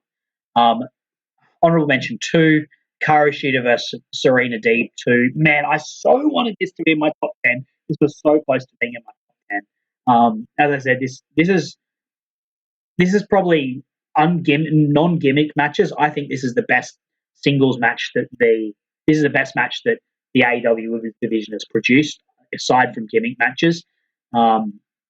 Just so much fire in this second match from Shida, and the crowd was into it too because of how they did the first match with Shida missing out on her 50th win. They immediately created stakes, and then Shida was fighting for her life in it. Serena Deeb was taking such great pleasure in being able to punish Shida and being the foil for this person who had been great in the division, and she took such great pleasure in being able to spoil that. And then, of course, Shida got the win, which was a great moment. Hangman versus Danielson is Floyd's. My match of the year is Bucks versus Bros from All Out Cage Match will be yours. Okay, we'll see if you are correct. Hangman versus Danielson is mine. That's certainly one that's going to be on my list as well, Floyd. So we'll see what happens. Honorable mention number 3, Puck versus Andrade. I think it was their second match. In terms of work rate, just incredible stuff. These guys were just pulling out such great moves, and their chemistry together was so good. They have strength, they have agility. This is from just an aesthetic point of view, watching a match, and they had a bit of grit and fire in this match as well. This is what I want. These guys didn't have much of a story or a program. If anything, the program was detracting from the actual match itself. But I really like the stuff these guys put together in their series. And then honorable mention number 4, I really wanted to put this in my top 10 as well. I wanted to love this match more than I actually did. Hangman Page versus Kenny Omega at Full Gear. As I said, I love this story. I don't think there's many AEW fans that don't love this story. But for me, the actual match itself, I don't know, I've rewatched it. It's emotive, but it's not on that excellent level for me. So it didn't make it into the top 10. But this was one of the ones I found hard to leave out. I love the program. I love the story so much. But that brings Imp finally gets his ass out of bed to the top end of the Wombats. Yeah, you've tuned in for the last little bit, Imp. You'll have to catch the podcast to find out who won the other ones, who won the Goober of the Year, and who won the Nut Trucker of the Year. But good to have you along for this. So the top 10. Number 10, Jon Moxley versus Lance Archer, the IWGP US Championship Texas Death Match. I feel like this is a forgotten match. I feel like I'm the only person who is talking about this in the realm of match of the year. But Meltzer rated this 4.5. This was an incredible match and a fitting end to Jon Moxley as the IWGP US Champion. No one, even Cody, no one has made Lance Archer look like more of a monster than Jon Moxley did in this match. It was so violent, so much like it was bloody and violent, exactly what you want a Texas death match to be, essentially a last man standing match. And a shocking ending. I did not think that Lance Archer was going to win, but he finally did, paying off a spot that they have elevated over a number of matches, this spot of doing a paradigm shift to the outside. At their first matchup at the Tokyo Dome at Wrestle Kingdom, that's how Moxley won, doing a paradigm shift to the outside through the tables. That's how he won their Texas Death Match there. Their second meeting in AEW, Lance Archer was able to kick out after that. Moxley rolled him back in. He was able to kick out after the paradigm shift through the tables. And then this time, what happens is Jon Moxley sets up a barbed wire board on the outside to paradigm shift Lance Archer through. But Lance Archer slams him through. I can't exactly remember how he went through the barbed wire board, but he got stuck in it, and he couldn't answer the call. So Lance Archer won the IWGP US Championship, winning that championship. I reckon the biggest win of Archer's career. I don't know what's happened to Archer since he hasn't really been on AEW TV. Of course, he did lose it to Hiroshi Tanahashi at a New Japan match later on. But man, this as an individual match was incredible. And it came as Moxley was putting together quite a catalogue of matches as well that nearly got him nominated for Male Wrestler of the Year. But this was, for me, a fantastic match and is one that is not getting enough talk about amongst the match of the year contenders. So violent, so bloody, so gritty, and had a crowd like on the edge of its seat and a very shocking ending as well. So number 9. The Young Bucks versus SCU. Man, this was a match that AEW did dirty a little bit. They didn't do the build-up justice, and they didn't do the final beat, which I've used as the image here of Kazarian and Christopher Daniels. Didn't do that justice either. They kind of cut away from it and then showed them embracing on replay. Archer got injured during the tournament. I forgot about that, Floyd. I forgot that Archer got injured in the tournament. That's what happened to Archer. But man, such a great match. Anyway, on to this one. AEW did this a bit dirty, but the performers in this match, this was a love letter. This was such a beautiful match. The fire, the final, this was the peak of the Young Bucks just being completely insufferable. These are like long-term running buddies that they've got, long-term rivals and friends, people they've had around for Christmas, and they took pleasure in killing off this union that has meant so much to the people that they're standing opposite. And there was blood. There was this incredible moment of like the blood on Matt's shoe and Matt just being so disgusted that he got blood on his shoe. Even though this blood is coming from someone that he supposedly loves. But the match, the emotion from Frankie and Chris Daniels, the fire in their comebacks, the last stand of Frankie Kazarian when Chris Daniels had been taken out and Frankie Kazarian was fighting for everything he could to save this tag team that he loved so much, and this union that he had with this man that he loved and had ridden with was something else. The fire from Frankie Kazarian was just incredible in this. This was just a love letter to each other from each of these teams. So much love put in, and such an incredible result. It's a bit sad this didn't happen in front of a full crowd because, man, I would have loved to have heard how the crowd would have got behind Frankie Kazarian as he was having his final fight, and of course the emotional hug at the end. Just a beautiful end point. So yeah, this is I would have loved to have put this higher, but I just couldn't because there was such a strong set of matches. But this was just a great match by the Young Bucks that is sort of flown under the radar a little bit. I haven't seen it getting much match of the year chatter either. Number 8. I said I would talk about it more. I loved it. Kenny Omega versus Jon Moxley, exploding barbed wire death match. AEW World Championship. Oh, I've written World Championship on the slide. Whoopsies. Yes, the ending sucked. Get that out of the way. But this is one of the great death matches you'll ever see. Like, we have not seen wrestlers on the level of Jon Moxley and Kenny Omega do a match like this. There are specialists like Onita. There are veterans, hardcore veterans like Foley and Harry Funk who've done these matches. There are well-known people who've done these matches, but no wrestlers on the level of like the top. You didn't see Flair and Steamboat do these kinds of matches in the 80s. You didn't see, say, Austin and Rock do this match in the 90s or early noughties. You didn't see Cena do this match. You didn't see... Yeah, these guys are fighting for the top championship, and they are doing a exploding barbed wire death match. And for that alone, like the physicality in this match and the danger that they set up in this match was so well done. And the grit and fire from each performer was incredible. Jon Moxley in this match put on a character performance that is just so perfect, so well done. What's Imp said here? Yes, a work of art if it weren't for the production at the end. Yep.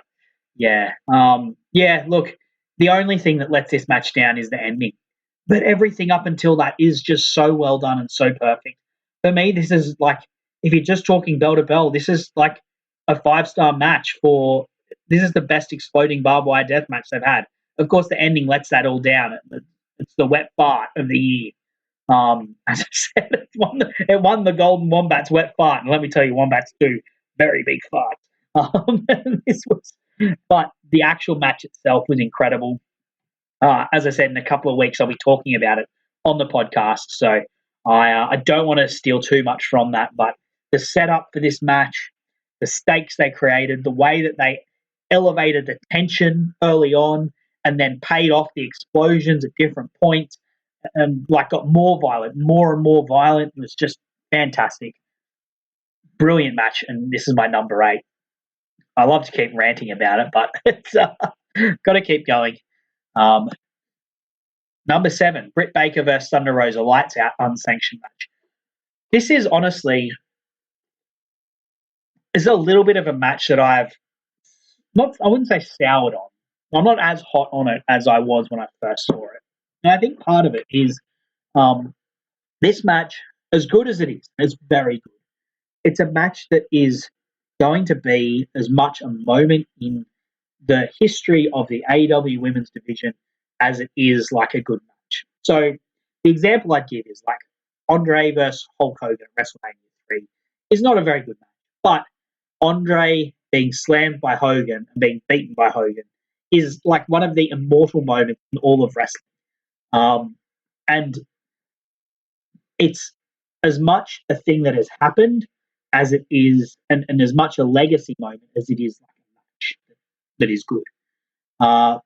and I think this match as well is that it is a really good match. But what it is like what it shows is the potential of this women's division to be a main event attraction, to be something that is as gritty, as compelling, as violent, as authentic, as raw, as anything that the men can do.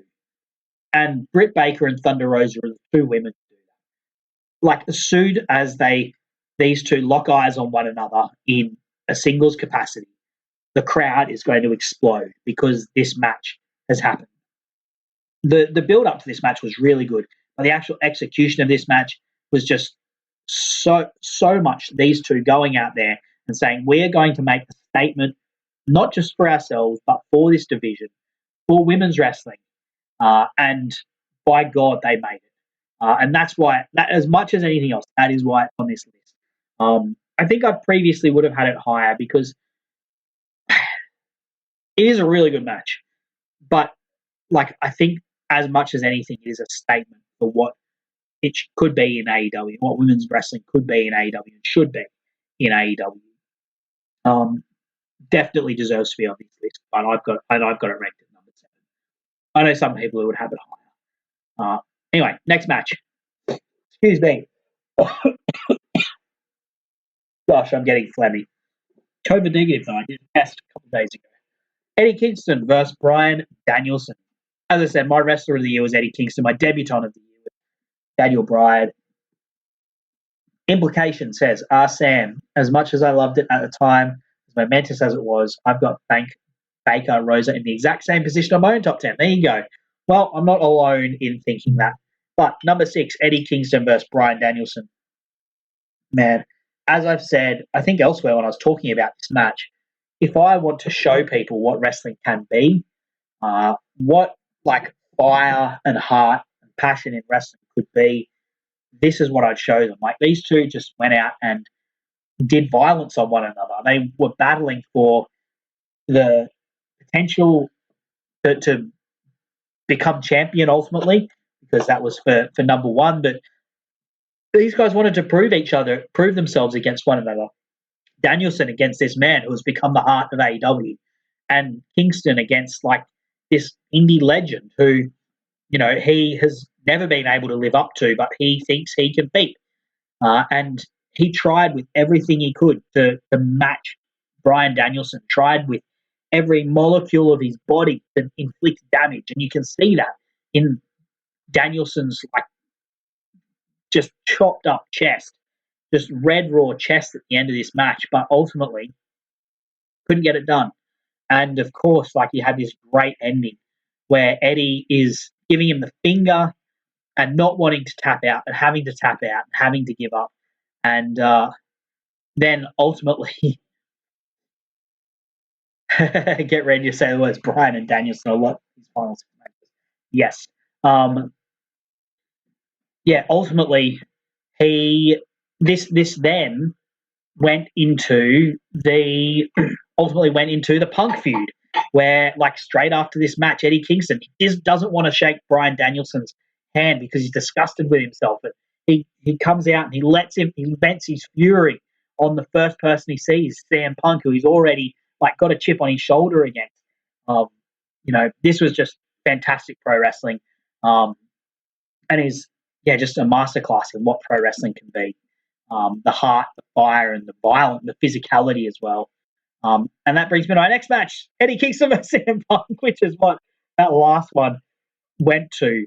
Like, the way they kicked this off was just so fantastic, where Punk is getting interviewed and Eddie has just been beaten and he's like, why are you smirking at me? Why are you smirking at me? He's someone, he already doesn't like Punk, and he sees Punk after when he's already in a vulnerable situation, and he immediately like fires up at him. And then these two had that incredible promo battle, which was my promo of the year, and then came out. And when these two fought each other, man, it was just so fiery. As I said, like, when I watched this match, particularly when I rewatched it, I was like, this is the moment where CM Punk has to become CM Punk again. Like, he's no longer a nostalgia act. He's no longer like this veteran who can just say like, oh, I'm just feeling my way, because he's in a fight with Eddie Kingston. On the mic, he was in a fight for survival against Eddie Kingston, and then in this match, he's in a fight for survival against Eddie Kingston, and a man who he doesn't like. Neither these two don't like each other. They don't like what they see when they look at the man across the ring, and they still haven't resolved it. I hope they never resolve it. I hope these two are like blood rivals, even though they're both beloved. I hope they are like fight on sight rivals from the minute that from like the rest of their careers in AEW. Or, maybe they could do something where they win each other's respect, and it would be incredibly heartwarming as well. Because, as I said, they're both like rivals. But Eddie Kingston got CM Punk booed. Like, that's how good Eddie Kingston was in this, and how beloved he is, and how good CM Punk is as well. Like, he was able to flip the crowd into booing him because of how far he was going and how much he wanted to disrespect Eddie Kingston. Like even pulling out a John Cena-esque spot, as we can see in this beautiful little picture that I put up for this on the slideshow. Oh, hello, Rupert. Rupert's back, everyone. My cat Rupert is back and trying to get in my microphone. This is my fifth match on the list. Eddie Kingston versus CM Punk. Moving into the top four. Number 4, Adam Page versus Bryan Danielson, the AEW Championship match on Dynamite. The 60-minute Iron Man. Man, I was on the review with Imp afterwards for the Wrestling Headlines review, and the thing that I kept going back to with this was like a lot of people, we're smart. AEW has a smart fan base. Most people picked at about like the half an hour mark or whatever that this was going to go the distance.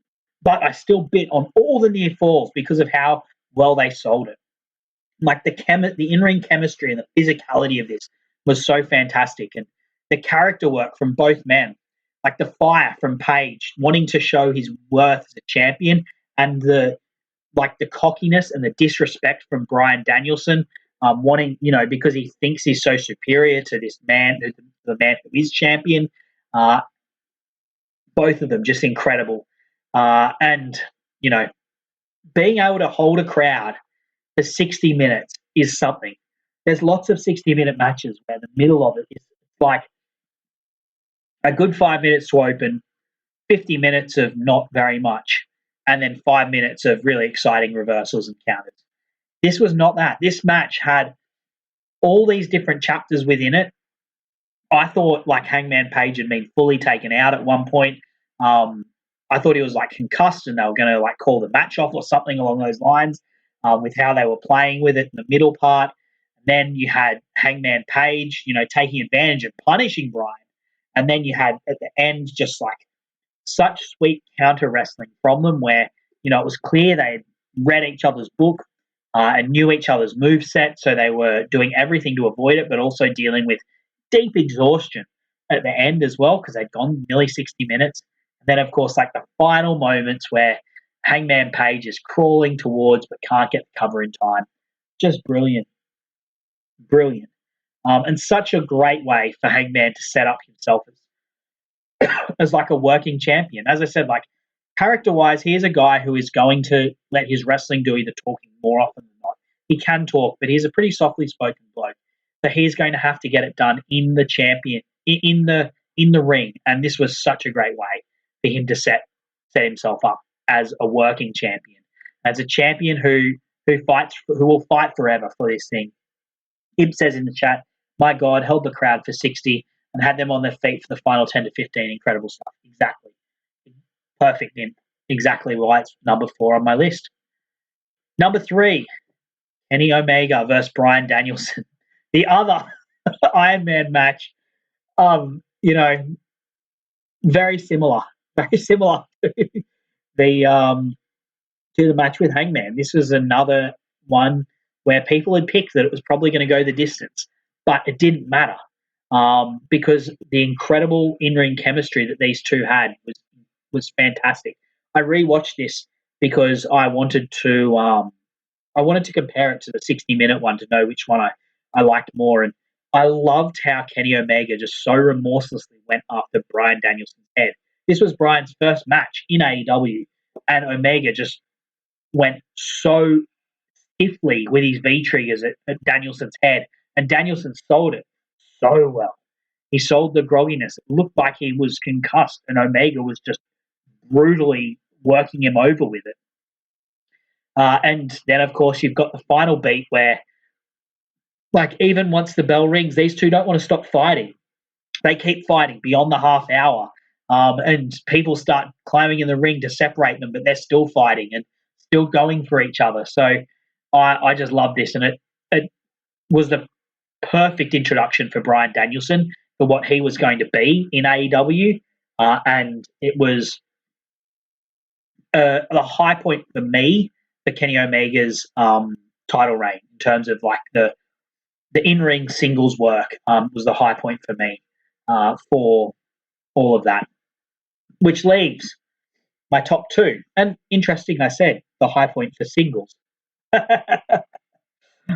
because number two, this was hard splitting this, and you're right, Floyd.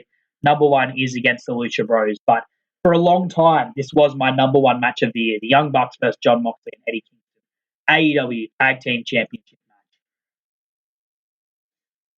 match. I was split on whether this should be my number one. In the moment, I think I like this more than the Lucha Bros match because I love John Moxley and Eddie Kingston so damn much. I wanted them to win this so badly, and this was the return of live crowds who were so on John Moxley and Eddie Kingston's side, so heavily behind them. And this was such a well-structured match as well because you had two singles wrestlers, like obviously two singles wrestlers who know each other, but are ultimately singles wrestlers against a team. And it took a team to beat each of the singles wrestlers. And what you had was you would have these stanzas where the singles wrestlers would manage to get on top because they'd be able to get one-on-one. And of course, one-on-one, neither Nick Jackson or Matt Jackson can match John Moxley or Eddie Kingston because they're a team and these guys are singles wrestlers. But at some point, they would get the numbers advantage because they're a team, so they know how to work to get the numbers advantage more than Eddie and Moxley do. And that's what this ultimately was. This was a team beating two individuals. And you so wanted Moxley and Kingston to win. You so wanted it. And like there was moments where I was like, they're just going to do it because this is a return to crowds. They're just going to do this feel good moment. But they ended up not doing it. But and the Young Bucks were in such fine form, just the most insufferable pricks. As I said, I've got this image here of them doing the Shield powerbomb thing. They did the Macho Man thing. They did the Hulk Hogan thing, just doing anything and everything to get booed. You had this fantastic moment where Machine Gun came down the entrance ramp and Frankie Kazarian taked him out as the Elite Hunter, and then you just see Eddie Kingston launch himself off the ramp because he's just noticed Don Gallows coming in to try and blindside them. Like this incredible moment of chaos, and the Young Bucks they know how to climax the match so well, and ultimately they just had to took out Kingston, and then they just had to hit Moxley with I think it was like 4 BTE triggers because that was the only way to put this man down. This man who was formerly the AEW champion. It took so much to get him down. I've wanted to do this as my number one, but on rewatch, this became my number two because my number one, as Floyd guessed, the Young Bucks versus the Lucha Bros Steel Cage AEW Tag Team Championship match. I think as much because this was the match with the happy ending. Maybe if Eddie and Mox had a happy ending, it would have been that match. This match was the one that did it. Everything about this match was just such a beautiful presentation of the Lucha Bros from the incredible introductions they got they had the Mexican rappers, they had the headdresses on, they got to the ring, and then in the match you had just the most brutal displays where like Pentagon had his mask ripped up and his face was bleeding, and Phoenix was bouncing everywhere, just trying to do what he could, and ultimately going off the top to take out the Bucks and get the win. You had everything thrown into this match that they could do. You had all of the incredible spots that these teams do, plus you had the added thing of the extra brutality of the cage. You had the thumbtack shoe brought in by the Young Bucks, which is just like it's such a unique weapon that they've got, but is so perfect for them as as people who just do the super, who could spam the super kick. What do? You put thumbtacks on your shoe. So for me, this was a number one match, just a euphoric win for the Lucha Bros. And I'm not a guy who likes the Young Bucks style spotty wrestling, but this had so much grit and fire from the Lucha Bros in a way that I've never seen the Lucha Bros do before. I don't particularly love the other Lucha Bros matches. They're all good. They're all really good. But, like the ladder match they've had was bordering on great for a ladder match, but this match just, I think I have the image of Pentagon's mask ripped up with the blood coming down his face, just like burnt into my brain for how evocative it is, how incredible it is.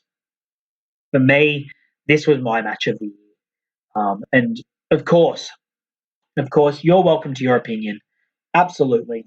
This is all my opinion, but the golden one for match of the year goes to the Young Bucks versus Lucha Bros Steel Cage AEW Tag Team Championship match from All Out. And that brings to an end the Golden Wombats. Thank you so much for joining me tonight. I've had a couple of beers, a couple of whiskeys, talked about a lot of wrestling. Thanks to Floyd Nimp for joining me in the chat. Really appreciate you guys. It's been a great year of wrestling. Really fun year of wrestling. And I think 2022 is going to be just as good. And yeah, look, as I said, it's been a really fun ride with the podcast. It's been, deep diving every week into these matches is fantastic. It's so fun. And the only problem I've got is that I just want to keep on doing it. I want to keep on recording these episodes, and I've got to give it a wait before I record my next one. So, yeah. But look, I really appreciate everyone who's been loving the podcast, who's been sharing it, who's been reaching out to me, who's been rating it. All of that is just so appreciated. Just looking at my schedule, next week we'll have Riho versus Serena Deeb featuring Gareth. That was an underrated match as well. Came close to, if I had a top 20, that would probably have made it. But a great match. Riho versus Serena Deeb with Gareth. That's next Friday. And the week after that, I've got Moxley versus Omega, the exploding barbed wire death match. Coming up, I've got the street fight between Best Friends and Proud and Powerful. I've got matches from that women's tournament that was in Japan. I've got Dustin versus Cody Rhodes. That I'm going to do that. The number 2 match from the wrestling headline, from the definitive match guide. I'm going to do that with the Doc Chad Matthews, one of the goats for wrestling commentators. Oh, I've got so many great things coming up, guys. And I just really appreciate all the people who are along for the ride with me. Floyd says, I was live for 5 of the 10. It was awesome listening to you give your feelings on them.